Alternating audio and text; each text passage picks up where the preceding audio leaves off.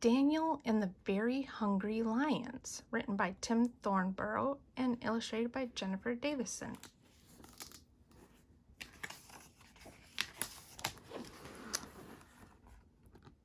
Some books you just listen to as someone else reads them, but this book is different. Every time there is a word on the page that is a sound, you have to try and make the sound yourself. Shall we practice the sound a lion makes? Roar, roar, roar. Now we're ready to start this true story from the Bible about a man called Daniel, a king called Darius, and some very hungry lions. Every day the people of Babylon woke up to the sound of the king's roaring, ravenous lions. Roar, roar, nash, nash, nash. And every day Daniel got out of bed, went to the window, knelt down, and prayed to God. Daniel loved God and talked to him each and every day. Daniel trusted God and knew that he was in control of everything that happened. God had made Daniel wise and clever and honest. King Darius liked Daniel and put him in charge. Click, click, scratch, scratch. But not everyone was happy.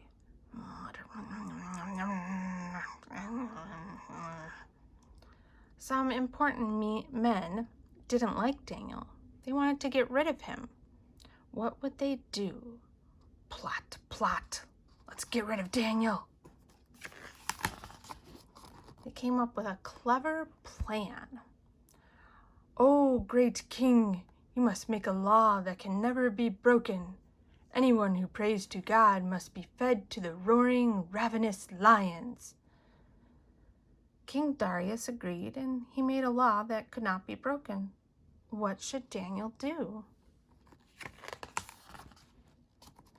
Daniel loved God. Daniel served God. Daniel knew that God was in control. Think. He knew that God could be trusted even if he was thrown into the roaring, ravenous lions. Scratch, scratch.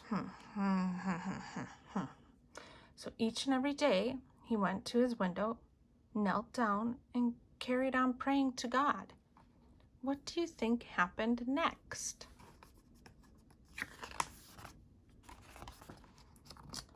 The nasty men had Daniel arrested and taken before the king. Stamp, stamp. King Darius was sad. He knew he had been tricked. He didn't want to feed Daniel to the roaring, ravenous lions. But he had made a law that could not be broken. Clink, clink. What could he do?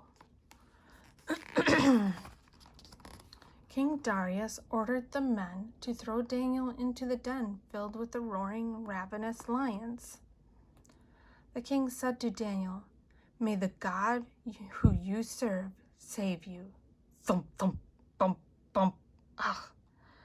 A great big stone was put over the entrance, and all went quiet. What would the lions do? Toss, toss, turn, turn. King Darius could not sleep. He was so worried about Daniel. And he was cross that he had been tricked. Would God keep Daniel safe from the roaring, ravenous lions? What do you think? Just as the sun was rising, King Darius ran to the den. Rush, rush. He called out, "Daniel, are you there? Did God save you from the roaring, ravenous lions?" "Yes," called Daniel. "God sent an angel who shut their mouths." The stone was rolled away, and Daniel came out alive and well. There was not a single scratch on him. "Now, where are those evil men who tricked me?" said Darius. What would the king do? he ordered his men to throw them into the den. Roar, roar, crunch, crunch, crunch, crunch, where the very hungry lions ate them all for breakfast.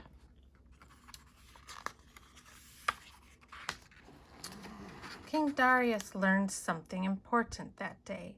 He told everyone in his kingdom, the God that Daniel loves and serves, the God who rescued Daniel from the roaring, ravenous lions, is the one true God who lives forever.